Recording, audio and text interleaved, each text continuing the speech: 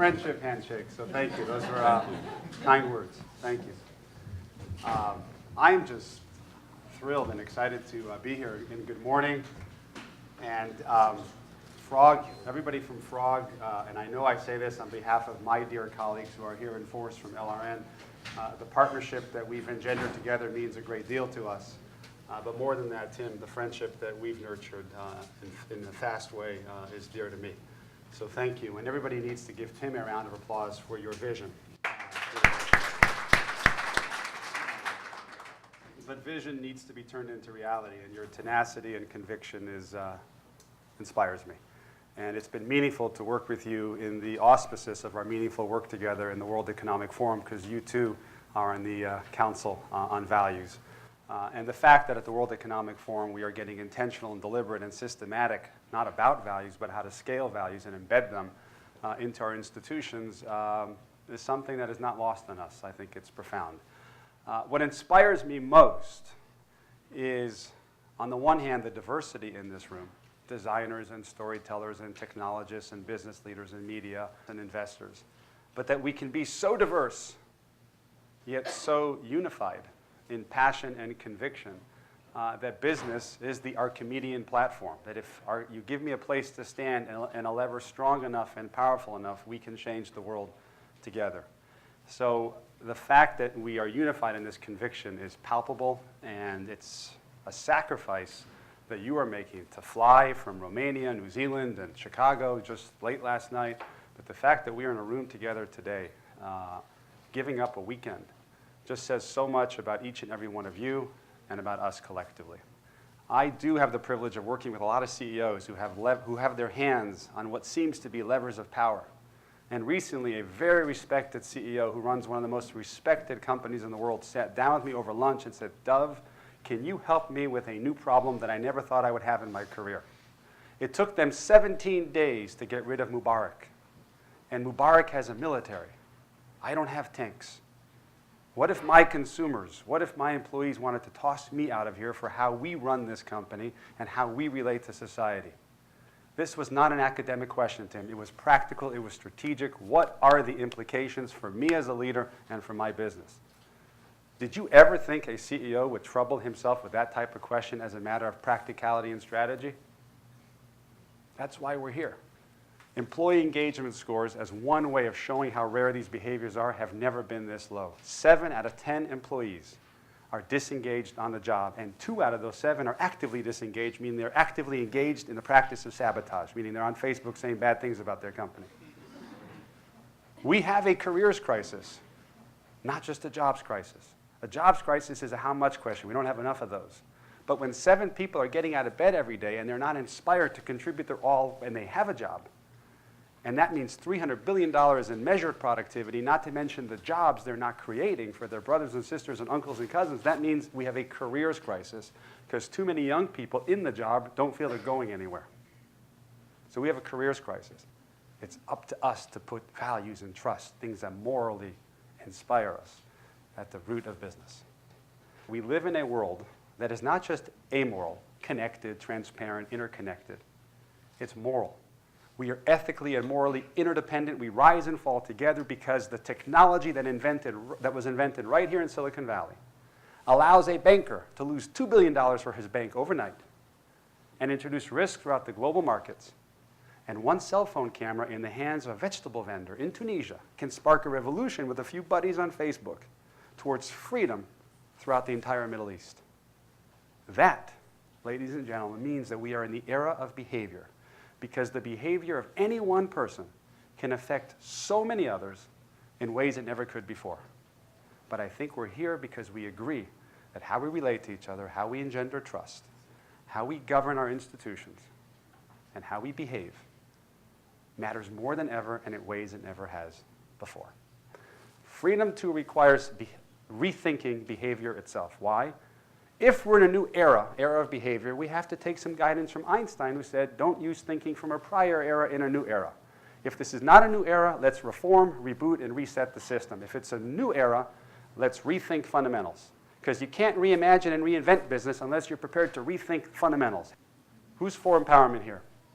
The reason I'm against empowerment is if I'm the boss and I give you power, I'm just a nice guy, but I'm reinforcing that it's about power and I've just given you some so that you can want some so you can give some away. It's about taking power out of the equation and getting equal because we share a mission. I'm also against telling someone to think outside the box because it's an insult to put them in the box in the first place. Let's take the box away and create environments that don't need boxes because we have a shared mission and values that point us all in the same direction. So that's leadership. What you measure is what you get. You've heard that expression, right? Well, I'm here to tell you that what you measure is a choice. We choose what to measure. And what do we measure obsessively? We measure how much. How much GDP? We debated how much stimulus, not how we're going to stimulate the economy. How much market share, right? How much revenue can we squeeze into this quarter? And in the new economy, it's how many friends, how many followers, etc. So we have to invent right here measures that are not just how much, but how. How do you behave? How do you engender trust? We have to measure the how. We have to rethink innovation itself.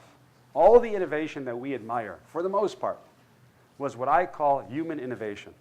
We keep humanity constant and we focus on what we're going to innovate. A new product, a new thingamajig, a new service, right? A new device. And these products are ones that are fascinating, remarkable, and they've changed the world. So much so that we're creating this much freedom from. The innovation that we're here to do today is not human innovation. It's flipping it and rethinking it and doing innovation in humanity. The way to think about it is innovation in humanity is not creating the next what, but innovating in how we do what we do. We've organized this in 5 different ways. The first how is how you relate to others and to society. It's how you relate, how you make decisions, how you recognize and reward, how you share knowledge and collaborate, right? And finally, how you measure impact. And not just the success of human endeavor, but the significance and the meaning that we are creating in the world through our human endeavor. We have work to do. We just studied thousands of behaviors of 36,000 employees in 18 countries who work in companies that are big and small, private and non and public. And it turns out that only 11% of them abound in trust. Only 5% of them are such that decisions are primarily animated by inspiration. And only 30% are such where people are pursuing not just success, but significance. We have a ton of work to do, which is why I'm happy we're taking the weekend to get this started. We really need you. You see the urgency of that. We need to go on a trip. Trust leads to risk, which leads to innovation, which leads to progress. Trip. We have been put in the habit of inspecting for trust. Can we trust this supplier, this vendor, and that person? We inspect for trust. It turns out that trust is a virtue, according to Aristotle, not when it's out there, but when we are here, inspired to give it away. The virtue of trust lies in giving it away. When you extend trust to somebody else, it turns out trust is a drug. Oxytocin is released in their brain, and what makes them leery and weary of you subsides, and you reciprocate that trust. So this is a double formula for us. We are going to try to create in the world institutions that go on a trip that create that progress. But we can start right here. In the next 2 days, think about asking a question that you're otherwise scared to ask by giving trust away that people are going to receive you and that question in good faith. Think of proposing something that you might not be sure about because you are going on a trip and extending trust. Let the trip begin right here. And finally, there's a competition about to go underway here, right? And I love the fact that we're competing. And may the best team, the best man and woman, etc., win. But I want to remind us that competition comes from the Latin word compitare. And compitare means to strive together. It's not zero-sum. It's not just business. It means we're going to compete, but we're going to strive together. And in that ethic of striving together, we are going to elevate us all and then the world. Now, I talked about elevating values and making all this values-based. Trust is a value, and we need to go on a trip. There's one more value that I celebrate above all. I learned in business by talking to too many people, I keep being told hope is not a strategy. Show me a plan, show me the numbers, hope is not a strategy. Anybody here hear that hope is not a strategy? Well, they're right. Hope is not a strategy. You know why? Because it's the greatest single strategy ever invented. When our president, at least in this country, said, FDR, you have nothing to fear but fear itself, that was a double negative way of saying don't lose hope. When people lose hope, they detach. They hunker down, they avoid exposure. It's catastrophic to detach and to disconnect in a connected world. How do you get out of connectivity when we're connected? But when you are inspired by the value of hope, you lean into the world. You see the world as a source of possibility. You see people in the world as people you can collaborate with. I believe that through this hackathon, we could come together. And through focusing on innovation in humanity, through new hows, through new metrics for this new reality, we can create so much hope in the world and in business by showing people that we can increase that trust from 11% to 20 and 30 towards 100, that the 5% that measures inspiration can go to 10 and that will compound and go to 20, and that we can stop pursuing just success. Because just like when you pursue happiness, it eludes you, and happiness comes when you do something meaningful and successful. If we stop pursuing success directly and by corollary pursue significance, truly making a difference in the lives of others, success and progress will come our way. I really authentically want to tell you the following. I cannot think of a group of people that has already manifested more dedication and conviction and passion for this idea that we can change the world on the platform of business by reimagining and reinventing business because we had the courage to rethink its fundamentals. I can't think of a more diverse group that through going on a trip together can create the unity necessary for us to go on this journey. It's a deep personal honor for me to just be part of this and be here today. And I thank you from the bottom of my heart for leaning in, going on a trip, and making this happen. Thank you so much. Thank you. Thank you.